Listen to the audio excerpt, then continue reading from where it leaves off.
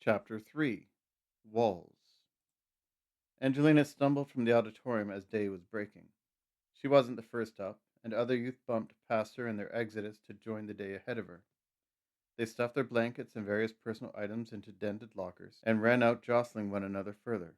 Pushing her way past into her corner niche beside the empty fire extinguisher, she fed her folded blanket into the locker she'd been assigned in turn. She peered left and right to make sure she had a moment unwatched. A quick, subtle nod. Finding herself alone for the moment, she plied the locker's left inner wall back.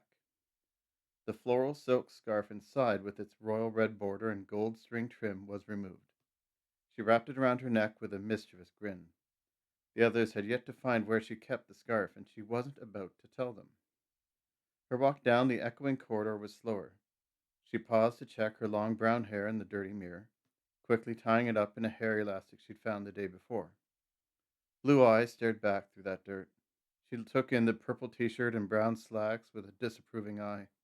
She allotted a stray glance to the corkboard with its over-posted notes from yellow or white to green. It was a collection of job lists, 3, 2, and 1 week old. Lost items lists 5 layers down, and various other notices. They were all old sports posts from when the auditorium actually saw teams and events.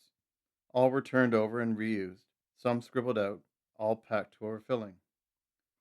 Angelina's gaze found the watch list, top left. Tuesday, she murmured with a heavy sigh. She stared into the mirror again and shook her head. Another 2 days? She shrugged and better fixed her hair into the hair tie. It'll have to do.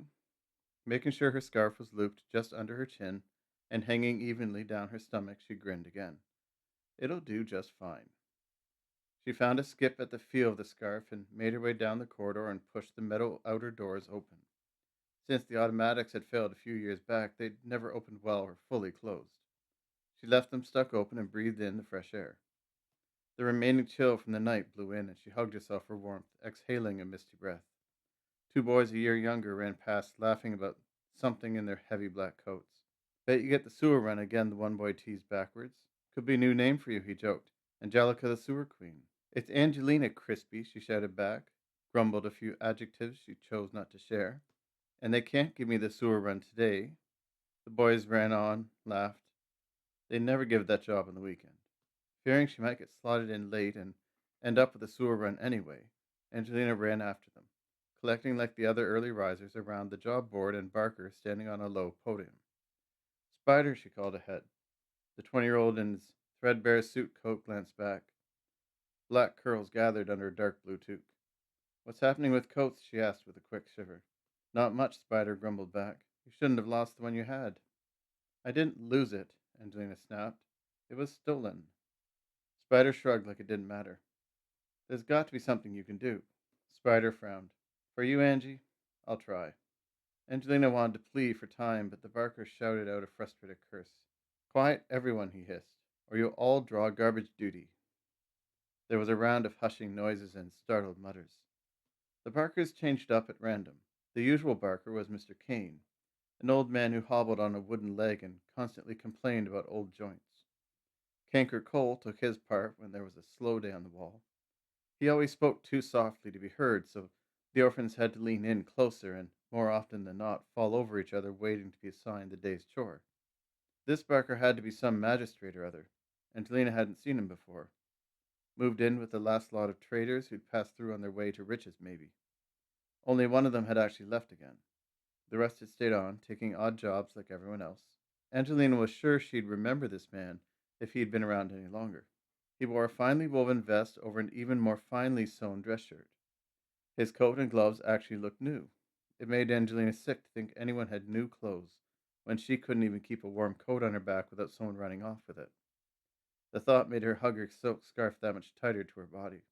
Quiet, Barker shouted again, a silence finally settling over the gathered youth as more streamed out from inside. Now keep it shut. He started pointing at different youth calling out the day's chores, and youth from the auditorium along with random free workers and barter agents like Spider slowly dwindled. Angelina couldn't help but wonder why she stayed. There had to be better places to live than Iroquois Falls. You can wash the windows on New Circle unless you'd rather dig a cistern on LaRue, the Barker was shouting up front. The freckle-faced 12-year-old sneered, but followed the other four who'd been pointed off. Now on to LaRue, the barker added with a grin, scanning the dwindling crowd like a vulture eyeballing corpses. I hear they upped the prices again, someone whispered to Angelina's right. Her friend nodded sourly. That's why supplies are late, the first youth mumbled. That's why they're holding back on the mill jobs, too, I'd bet. They're waiting for the boys to wake up so they can get more work out of them. Her friend smiled. I'll not complain. Well, yeah. They shared a quick smirk before glancing forward again and being assigned litter duty on Park. Whining about splinters and chipped nails, the girls disbanded, leaving the barker frowning down on his rolled-over list once more. If only they had a proper labor force, someone else grumbled. His friend rolled his eyes. They do, came the rueful reply. They have us. Both smiled smartly. Angelina decided to listen to the barker more seriously. If nothing else, taking work day to day left her less time to question why she stayed around taking work day to day. She wasn't sure that made any sense. She wasn't sure anything made any sense. She stepped up beside Spider as a small group was given a chore, those youth leaving him in turn. You, the barker called, pointing her way. They need a runner at City Hall. They seem to think it was important, so hurry along. It's always a hurry with City Hall, Spider quietly joked. And yet he waited this long to assign someone. Might explain how come important things rarely get done. Angelina nodded, fighting back a grin. I'll see what I can do about the coat. There are a few people who are looking for trades. I can likely swing something. Thanks, Angelina mumbled. I'll owe you one. It's getting cold at night. It's getting cold during the day, too, for that matter. Spider smiled. Take care, Spider. I'll catch up with you later. Will do. Still shivering, Angelina set off down File. She glanced back once to take in the auditorium's broken eaves, peeled paint, and chipped walls. The windows on the roof were still dirty above where food stalls had once been. The last chore crew had only made it part way in cleaning the gym windows before calling it quits the day before. The rooftop was still quite bad where the birds always perched. She'd expected to be given cleanup duty to finish off what the last group had started. She'd expected in the least to be asked to sweep up or fix one of the many broken flagpoles around the place, being 14. She had trouble working the mill like the other boys, so she wasn't surprised she hadn't been given that chore. But she could hold her own with most else. Of course, runner duty for City Hall was better by far, and she could use the run to keep warm, so she picked up a brisk jog. File was in as good a shape as any other street. It was full of cracks, sidewalks were chipped and equally unkempt. She jumped back as a large sewer rat climbed out from the open sewer hole at the sidewalk's edge. Shit, she shouted, backing up to give the vermin space to turn and run any direction but at her. Get out of here. The rat loped off and Angelina closed her eyes. Not again, she mumbled, rubbing her arms for warmth. She nodded for the sake of nodding, then jogged on, watching those sewer holes, grated and not, more closely, just in case another rat climbed out. She'd had a sense of the future down in those sewers the last time they needed valves manually turned. She'd felt assured she wouldn't have to go down there ever again. Her visions and sensations weren't always proven true, but she hoped this one wasn't false. She'd almost tripped the last time. She'd almost fallen into an exposed rat's nest, and she'd only just managed to get away from the one rat twice any other's size. Once she found those valves, she'd burn the sludge off and kick the crusty bits free. She'd cranked the two leftmost valves to the right and hastily fled. It was an adventure she'd rather not repeat. The sounds of nailing brought her head left. Siding was going upward, had drooped. A window was being refitted at the same time. She felt the second pang of jealousy that day. She'd had a house like that before her parents had died. They'd shuffled her off to live at the auditorium with the other orphans. No more home cards for her. No more mornings waking up hearing a kettle whistle. No more hot baths every few days. Just a timed cold shower when water rights could be afforded. Shower day never came soon enough. There were work cards to exempt parents from working, work cards to allot specialists the better jobs, and duties by slot for older citizens.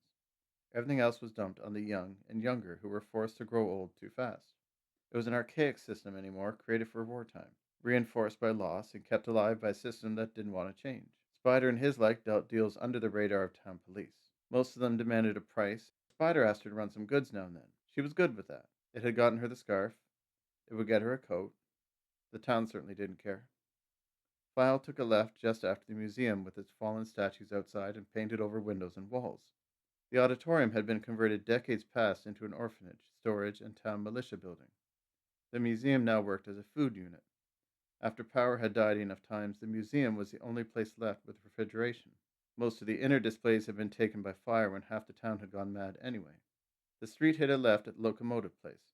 It was now a secondary smelting site for the town's iron needs. File hit Cambridge running right and left, and she stopped to stare out beyond the houses ahead. They were all needing minor repair, and their lawns got mowed or eaves got tended as the barker assigned the work in turn. The streets got tended the same way. Angelina found herself staring past those nearby houses to town limits. The plate metal outer town wall wasn't too high here. She dared herself to climb that wall and keep going. It would be so easy. In fact, the towers just beyond those houses were empty right now. Shift change. Half the towers went unmanned anymore. She could just climb those converted scaffolding style stairwells with those rusty steps bolted into rustier supports. As low as the wall was on the side, she could literally jump and keep running, find somewhere else to make a life. The thought made her smile, but it didn't last long. A recurring sense told her she'd die out there with the wolves and coyotes. There was a lot of nothing around Iroquois Falls, and she'd have to cross all that nothing alone before hitting the nearest other town. From what she'd heard, it was as bad a place as this one. Not even the group today's Barker had originally come in with had left again. What did that say for life outside of town? She did long to see one of the cities. They had to be grand. She was sure they wouldn't send a 14-year-old down into the sewers alone. At least, she was pretty sure they wouldn't. Her visions were rarely wrong, and she didn't want to run off alone. That created a serious wrinkle in any exodus. She didn't trust anyone enough to leave with them, if they'd even leave town. It was like Crispy and his lot that had stolen her coat in the first place. Even Spider could only be trusted so far. She saw the way he eyed her sometimes. Even he had other intentions. He just hadn't voiced them yet. And there were some things she refused to do for a new coat. She wasn't anywhere near cold enough for that just yet. Nowhere near cold enough, she mumbled for the sake of voicing the thought out loud. Town Hall was right on Cambridge, just opposite the ballparks. She aimed herself right and jogged on. Take synagogue, she wondered with a frown. Cambridge split a few blocks up. It's more direct, she murmured, shaking off the newest bit of morning chill. But those ballparks bring out the crazies. She shrugged, jogging on. She could figure that out when she got that far.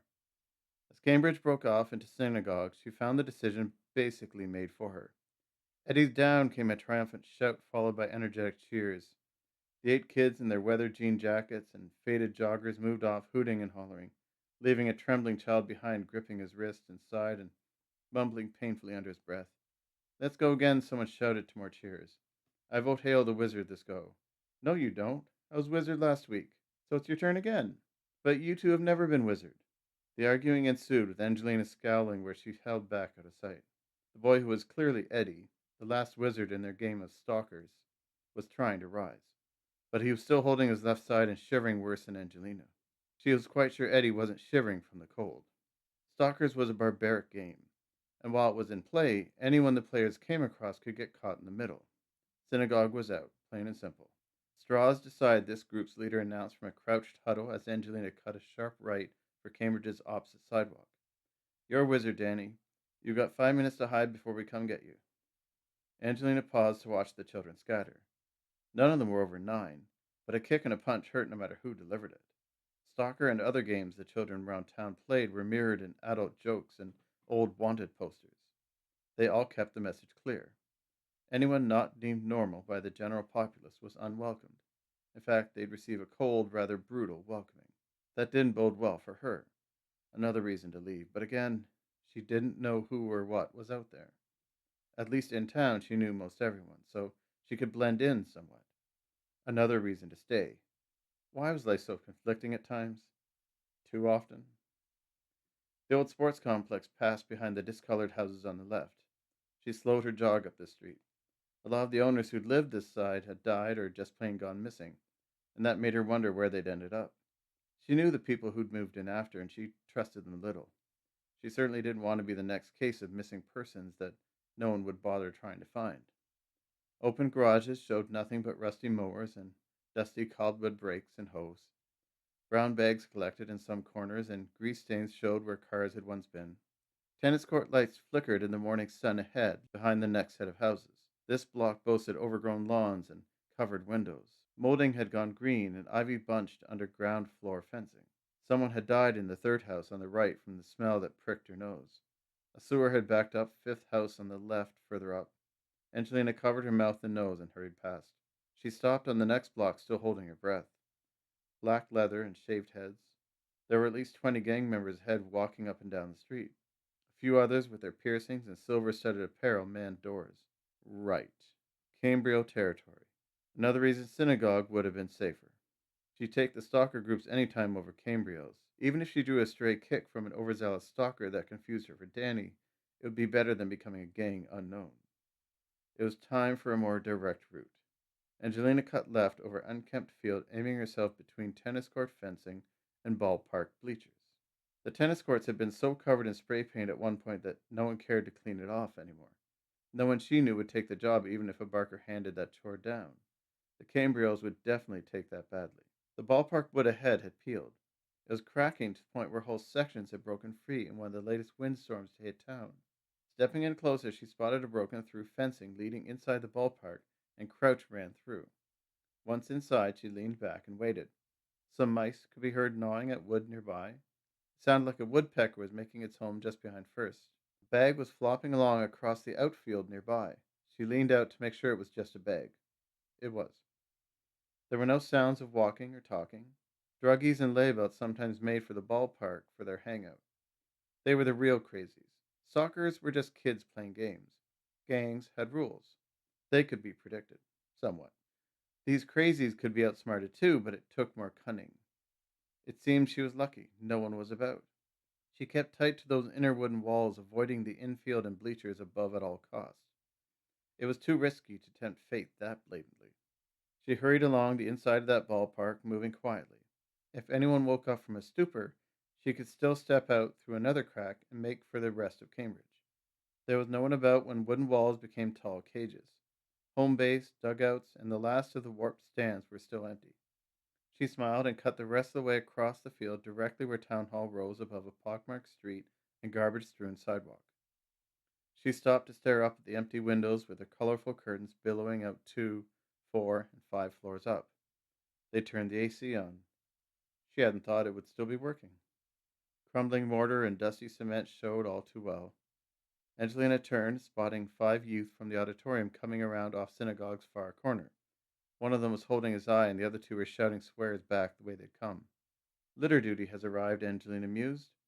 She turned around once, shrugging at the paper clumps, stained mattresses, and random feces. Glad I was up earlier, she mumbled, nodding with a sigh. Not a shovel in sight. She stared at the main steps for the main floor, eager to discover what message she'd get to deliver. The coolness of morning was left behind at the door. The steps continued inside, and she mounted those internal cement steps until coming up at last into the main lobby. She paused to glance around. Marble had turned green on the corner points, and a dirt film had removed the gloss. Desks looked a little worse for wear. Lights flickered here as well, but that's all most of them did anymore. A proper power grid would do wonders, but that kind of repair never seemed to happen. Angelina noticed the secretary in her ancient horn-rimmed glasses glaring at her from behind a stack of tomes across the lobby. Smiling cheerfully, Angelina skipped over and stood at attention with a salute. "Runner here," she announced. The secretary glared at her, a sneer even formed. "I was sent here to be your runner," Angelina offered with a tired frown. Why were adults never any fun? "You have something you want me to deliver, or can I have the day off?" Angelina's playful grin was met by a practiced roll of the eyes. "Wait here, the secretary is ancient as the glasses instructed." She stood, rubbing her back, and walked up a flight of stairs and off towards the office doors at the back. "Don't stray," came further instruction that echoed twice. "Like there's anything here worth straying over," Angelina grumbled. She sauntered over to a bust, wondering whose head she was staring at. The paintings were equally old and unknown. There were cameras tacked to the walls, like any of you still work. Her gaze took in the mayoral posters and maps on the wall. Bronze plaques and empty glass display cases filled one wall. She walked over to stare at the town map on its pedestal. Nothing new. The town held its same slanted shape with 2 ways in and out. The old mill where paper and smelted ores were processed sat where it always had on one end.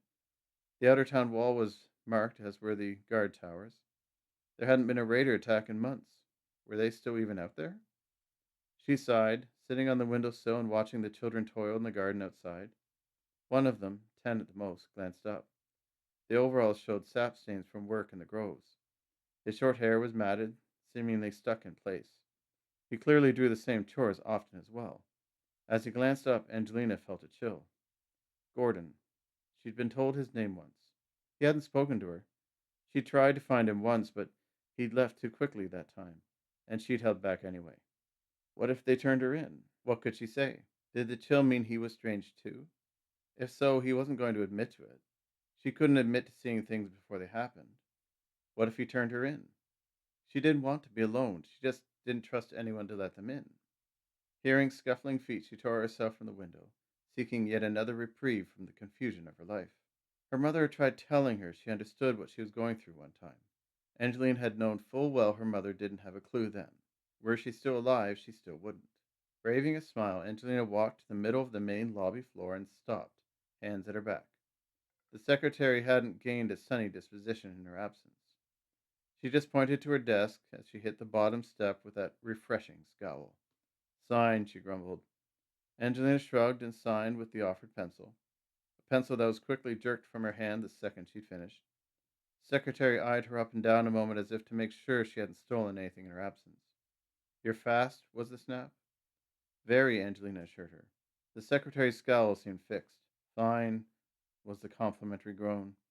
Get this to the mill ASAP. Don't dawdle, and don't open it, or they'll tan your hide, and you'll spend the next few years in the mines. Understood? The last word was more hissed than spoken. Of course. Angelina smiled politely and took the offered brown package. She picked up concern in the woman's touch. Like her visions, she could sense and feel the sensations sometimes. This concern certainly wasn't visible, but there was a hint of fear. Surely this was one of those mysteries. Shaking it off, Angelina inspected the package. There wasn't even a name or a list of instructions. It wasn't even necessarily large, it was just not small. It fit under her right arm comfortably enough. She shrugged, turned, and made for the steps. Once at the bottom, she made sure the old crone had followed her from the desk. She had. Smiling politely once more, she stepped back out into the day. A warm breeze washed over her, making the smile more genuine. She added some sour faces for the secretary and started down. The mill. It occurred to her that she hadn't seen any police about. There was usually one patrol or another watching town hall. Not that anyone really cared about the police. Not her, at least. Careful, one of the litter crew warned, kicking at a dead animal that had rolled up against the curb. Angelina glanced across. Oh, hey, Chip. Why? Chip thumbed toward the ballpark. Them. Angelina noticed two druggies in skin-tight shirts and ripped corduroys leaning up against the other side of the fence behind home. Another dressed more casually in beige and blue sat in the shadows under the right wall. Through the hole beside him, Angelina could see a pair of women staring out at her. Their shirts were as short as their pants. A head bobbed into sight top left, and someone walked through the infield after others that ran. So the crazies had woken up? Would they let her pass without trouble? Or would this be a run to remember? Angelina thanked Chip for the warning and started right toward synagogue this time. She could use the stalkers as distraction if the crazies made a move on her. Stay right where you are, she mumbled, hoping they'd just watch her. I don't have anything for you. Can't even keep what I've got. Someone walked to the edge of the ballpark stands, but no one came any closer. Angelina hit synagogue and turned left. She started planning her route. When she reached the locomotive site, she'd head straight on forwards. The converted mill wasn't too far from there, just another quick right. Houses were much the same on synagogue. Fences needed mending, trees were overgrown, and grass was turning yellow. Most of the adults not signed up to office work repaired the houses and streets. Well, they repaired the houses. The streets were pretty much left undone except when the police complained too much. There were flashes of color and motion. Spiked hair, bits of leather. A bright red t-shirt appeared ahead, chased after by 7 friends seeking that good beating the populace figured every wizard had coming. They were all right. If only that was the only color and movement she caught from the corner of her eye. Something moved far swifter than any child far left, behind the chipped trellis. Angelina picked up a casual run. In her mind, she traced the blocks ahead, wishing she'd gone left. Gang trouble might have shaken the crazies. They could have all fought while she ran for her life untouched. What had she been thinking? What was a gang of children going to do to help her? Sirens sounded a ways off. The police were alive. They just weren't coming to her rescue. Angelina jumped a rat surfacing ahead and ran on, veering towards the other side of the street closer to the wall. She was sure there were 3 crazies behind her. The faster one behind the houses had to be a block up already. All this for a scarf? It wasn't like she had anything else. Surely they could see that much. Her clothes weren't even clean or well sewn. Her shoes didn't even match. Fear was setting in deeper unless they were just out to hurt someone, and she'd lucked out as prey number one. There'd been that time she'd been backed in behind the old store with a few others. They'd found a heat vent and crawled out while the crazies banged their way in the front. Another time she'd played dead and they'd actually bought it.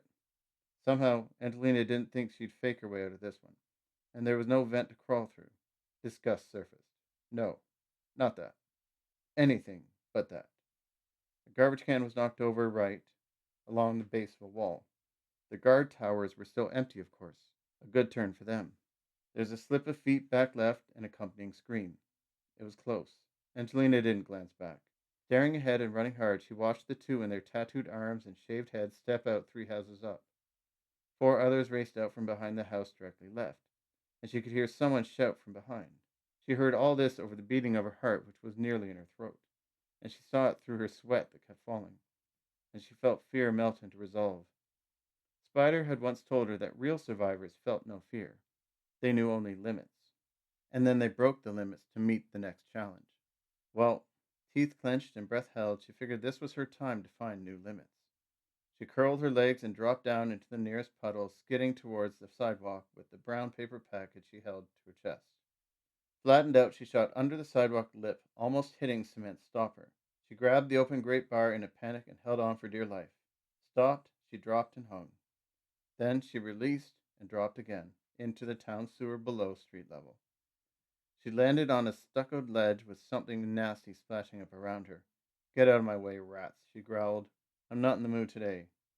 Hearing footsteps up top, she raced along the ledge as best she could. This damn package had better be worth all this. Darkness was broken by momentary light as sewer grates appeared. Sounds of scratching and squealing were multiplied by a frightening echo, and by the absence of knowing just how far away any of the dreaded vermin actually were. When she'd almost fallen on her last trip through the sewers, she'd caught a glimpse of the sewer flooring below. There had been at least 100 squirming rats crawling through holes and over one another. She imagined the same below her ledge now, whether there was an open nest or not. She fought back the need to vomit and give in to terror. She heard someone land below, slipping from a ledge behind her. Screams followed that were soon engulfed by splashing, then gurgling noises. Then nothing, as someone else dropped down. From the shrill complaints, the person was quickly hoisted back up. The sounds of footsteps became louder, as did threatening voices calling out in a fitful rage. She didn't know them. Again, what had she done to earn this? Pipes hissed out steam, then went dead. She slipped on something gray, slamming into an iron casing. At the same time, her leg registered a collision in that unseen dark, and something that squealed toppled off the ledge into an even darker space below. Refusing to make any more sound, Angelina ducked under the next iron cover plate and limped on. Hearing running ahead and behind, she stopped, stifling further rather poignant whimpers. Shouts rebounded. Footsteps moved on, and Angelina thought for a moment. She had to be near Cambridge by now. A quick right ahead. Wait, no. A climb up into the old locomotive place. She didn't want to risk getting into the museum. She wasn't sure she could pick the locks to get out from there. Several years back, the main buildings had been upgraded in a sense. New locks had been devised that needed keys for entering and exiting.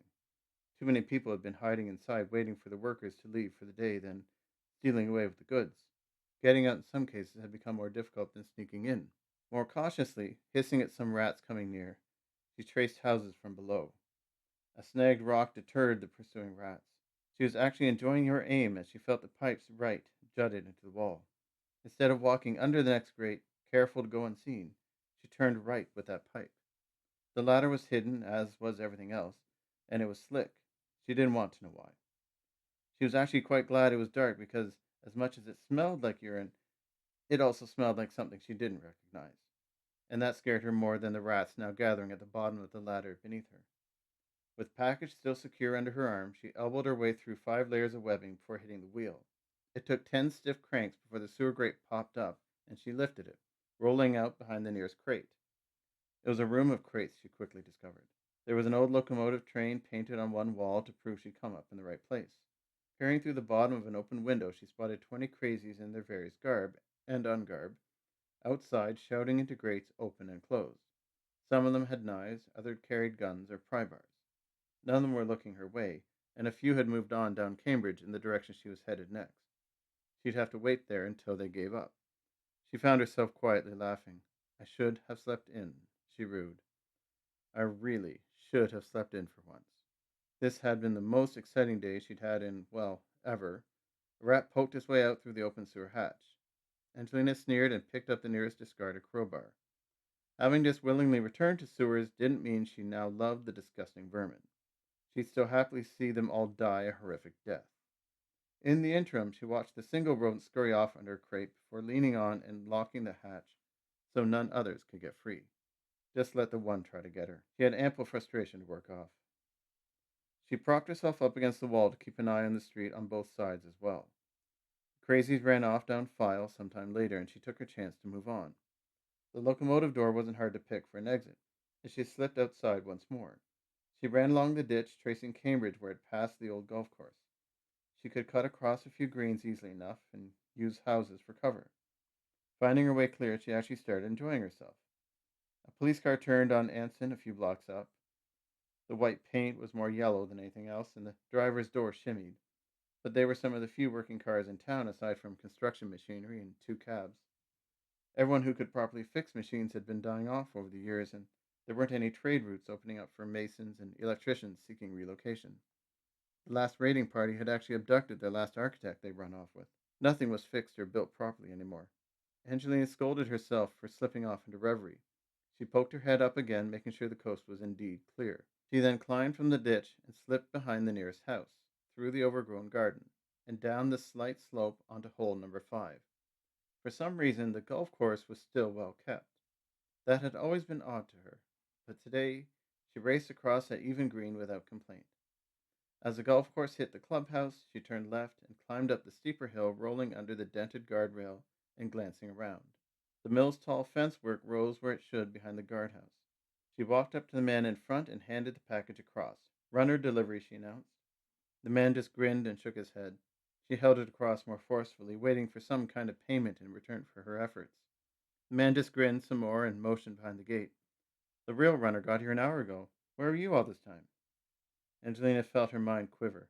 "Keep it," the guard joked, swatting the offered package aside. "Do whatever you want with it." He sauntered off, leaving Angelina's mind reeling. The real runner? Then what was she? Without even thinking too hard, she knew the answer. The dupe. She'd been the decoy. She viciously ripped the package open for the sake of knowing the truth beyond a doubt. The box inside was empty, like she knew it would be. The old crone's pity made sense. Pity, but the woman had still sent her off without a warning. Pity, but no remorse in those eyes. Her gaze fell, taking in the stained pants and shirt. She felt tears fall. Her precious silk scarf was now more of a stain than anything else. Her hair, her skin, her mind. She'd been the decoy, the dupe. The man was still laughing behind opened windows. The fence was still up and shut. There'd be no reward. This was just another day, and the older she got, the more difficult the chores would become. Her gaze found the distant town wall with 2 towers visible. Her gaze found the green and brown beyond the town wall with a fortified resolve. If she could scurry through the sewers for an empty box, she could survive whatever the world outside of town had to offer. She nodded decisively. It was time to make a proper plan.